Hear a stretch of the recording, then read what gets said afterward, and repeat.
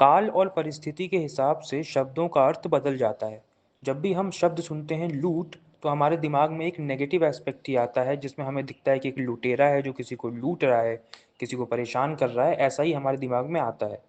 आज से 350-400 साल पहले इस लूट शब्द का मतलब बिल्कुल वैसा ही था जैसा आप आज समझते हो, कुछ अलग नहीं था।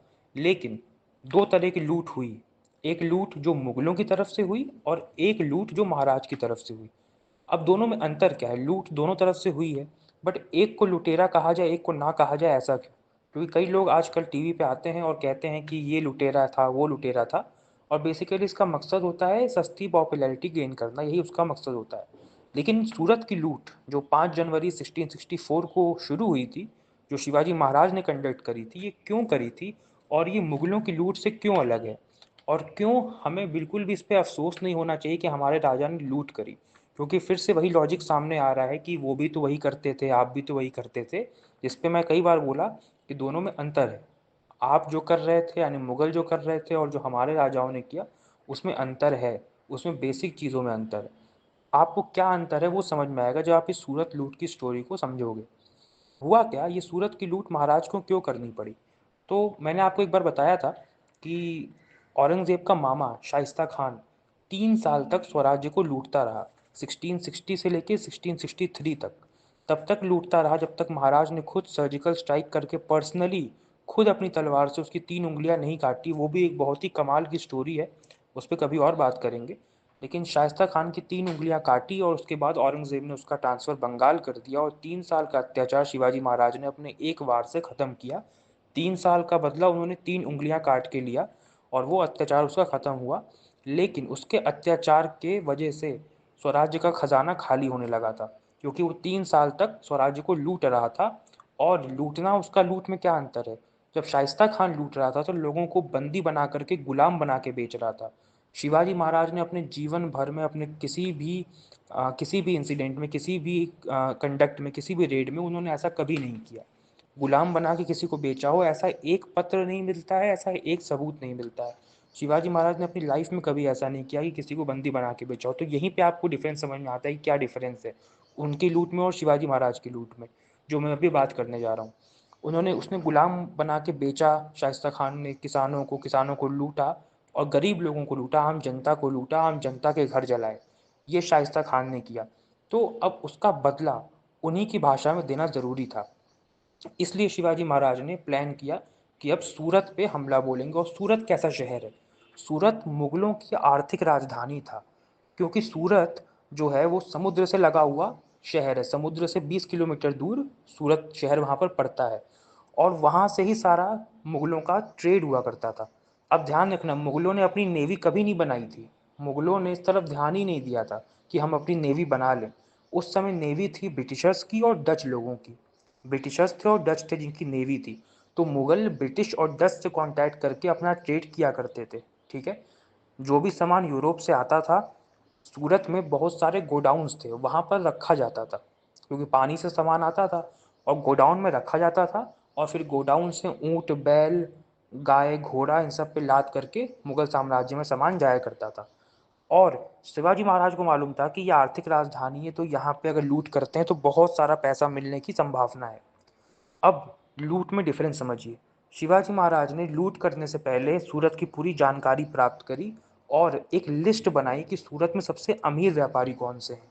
सूरत में उनके जासूस बहुत पहले से घूम रहे थे शिवाजी महाराज के, और उन्होंने एक एक अमीर व्यापारी का पता लगाया कि यहाँ पे अमीर कौन है। उनकी एक लिस्ट बनाई और इस लिस्ट को अपने पास रखा कि जब सूरत जाएंगे तो इस लिस्ट के अकॉर्डिंग इन लोग से हम पहले मांग करेंगे, तुम लोग हमको पैसे दो। हम तुम पे हमला नहीं करना चाहते, पहले हमको पैसे दे दो। अगर तुम नहीं देते हो पैसे, तब हम तुम पे हमला करेंगे। ये प्लान था। और सूरत आप समझना, सूरत लगभग 300 मील दूर है राजगढ़ से, यानी जहाँ से शिवाजी महाराज निकलने वाले हैं। राजगढ़ महाराष्ट्र में है, सूरत गुजरात में है, नॉर्थ की तरफ उनको जाना है। सूरत जो है पानी से लगा हुआ है, महाराष्ट्र भी पानी से लगा हुआ है, आप जानते हो, वेस्टर्न साइड पे। तो उनको जाना है 300 मील दूर। वो 6 दिसंबर को निकलते हैं, 6 दिसंबर 1663 को, और 5 जनवरी 1664 को वो सूरत के द्वार पर पहुंच जाते हैं। अब ये जो 300 मील का रास्ता है ना, ये कोई आसान रास्ता नहीं है, क्योंकि ये मुगल टेरिटरी से होके जाता है। सूरत कोई ऐसी नहीं थी कि बॉर्डर पे है कि आप बॉर्डर क्रॉस किया, लूटा और वापस आ गए, ऐसा नहीं था। आपको सूरत पहुंचने से पहले कई एरिया जो है मुगल एरिया में कवर करना था, मतलब शिवाजी महाराज को मुगलों के एरिया में घुस के ट्रैवल करना था। तो वो रात को ट्रैवल किया करते था ताकि उनको पकड़े जाने का खतरा कम रहे। रात में वो ट्रैवल करते थे, दिन में उनकी सेना आराम करती थी और मुगलों को पता नहीं चला। तो यहाँ पर आपको समझ में आता है कि उनका जो जासूस केंद्र था, मतलब जासूसी जो होती थी मुगलों की, वो कितनी कमजोर थी। और महाराज के जासूस कितने समझदार थे कि सूरत से वो खबर ले आए कि कौन कौन से अमीर व्यापारी हैं ये रास्ते में। और जब भी उनको रास्ते में कोई मुगल पूछता कि तुम कौन हो, तो वो एक ही जवाब देते थे कि मैं मुगल सरदार हूँ। जब भी उनसे कोई पूछा, मान लो रास्ते में मुगल सरदार, मुगल किसी ने पूछा, तो शिवाजी महाराज जवाब देते थे कि मैं मुगल सरदार हूँ, मैं अहमदाबाद जा रहा हूँ और मुझे महाबत खान जी ने बुलाया है, वहां पर मुझे कोई रिवॉल्ट रोकना है। ऐसा कोई बहाना देकर के वो जाते थे और इतना कॉन्फिडेंस से बोलते थे कि किसी ने उनको रास्ते में रोकने की कोशिश नहीं करी, मतलब किसी को उनको देख के लगा ही नहीं कि ये मुगल सरदार नहीं होगा। एक पर्सनैलिटी भी होती है, तुमको लगा कि हाँ ये मुगल सरदार ही है तो इनको नहीं रोकते हैं। इस तरह से वो पहुंचे। और इनका जो जासूस वाला जो पूरा सिस्टम था मुगलों का, स्पाई सिस्टम था, वो इतना बेकार था कि इनायत खान जो सूरत का सूबेदार था, ये एक कैरेक्टर आप सुनना बहुत ही कमाल का कैरेक्टर है। कैरेक्टर क्या मतलब, ये इतना बड़ा करप्ट आदमी था कि सूरत की सुरक्षा करने के लिए मुगलों ने 2000 की सेना रखने को बोला था। मतलब जो औरंगजेब था, जो बादशाह था, उसने कहा था कि सूरत की सुरक्षा करने के लिए 2000 की सेना तुमको रखनी है। उसने सेना रखी सिर्फ 500 की। किसने? इनायत खान ने, जो सूरत का सूबेदार था। इनायत खान ने सिर्फ 500 की सेना रखी और बाकी 1500 सैनिकों का पैसा वो खा गया। तो वो ऐसा करप्ट आदमी था। जब शिवाजी महाराज पहुंच गए तो लोगों को समझ में आ गया कि हाँ ये शिवाजी महाराज हैं। लोग अपना सामान पैक करके भागने लगे, क्योंकि उनके लिए तो लूट का मतलब यही ना कि हमारे घर पे आके लूट लेंगे, हम गरीब लोगों को लूटेंगे, ये वो। तो वहाँ के लोग भागने लगे कि हमारे ऊपर अब हमला होने वाला है। जबकि शिवाजी महाराज का कभी मकसद नहीं था कि किसी आम इंसान को मारे, बट लोग डर के मारे वहां से भागने लगे क्योंकि लूट का मतलब उनके लिए वही था। तो होता क्या है कि इनायत खान एक पत्र भेजता है शिवाजी महाराज को 5 तारीख को, ठीक है, 5 जनवरी को, जब वो पहुंच जाते हैं सूरत। और पत्र में क्या लिखा था? पत्र में ये लिखा था कि यार तुम अहमदाबाद जा रहे हो ना, तो किसी और रास्ते से जाओ, हमारे लोग डर रहे हैं। मतलब इस बेवकूफ को अभी तक ये लग रहा है कि शिवाजी महाराज एक मुगल सरदार हैं और वो अहमदाबाद जा रहे हैं। उसको अभी तक ये लग रहा है, लोगों को मालूम चल चुका है कि वो शिवाजी हैं और वो अपना सामान लेके भाग रहे हैं। इसको अभी तक मालूम नहीं चला। इसको लग रहा है कि हाँ अरे तो वही अहमदाबाद जाने वाले हैं, ये वही मुगल सरदार है। फिर पता चला होगा कुछ समय के बाद, वो हालांकि पत्र 5 तारीख को उसने भेजा। फिर जब पता लगा, अंग्रेजों को पता लगा, डच को पता लगा, क्योंकि अंग्रेज और डच उस एरिया में थे, क्योंकि मैंने आपको बताया कि उन्हीं की जो नाव थी अंग्रेजों की और डच की, उसी से व्यापार होता था। तो अंग्रेज डच मुगल ये सब मिलकर ही व्यापार करते थे, तो अंग्रेज और डच लोग भी वहां पर खूब थे। अंग्रेजों ने पत्र लिखा इनायत खान को कि हमें यहाँ से भागने की परमिशन दो, क्योंकि अगर शिवाजी महाराज ने हमला किया तो हम पर बात आएगी, हम मरेंगे, तो हमें जाने का मौका दो। इनायत खान इतना डर गया कि अगर ये अंग्रेज और डच चले गए तो मुझे बचाएगा कौन? ये मुगल सूबेदार है, इसको अपनी सेफ्टी के लिए अंग्रेज और डच पर भरोसा करना पड़ रहा है।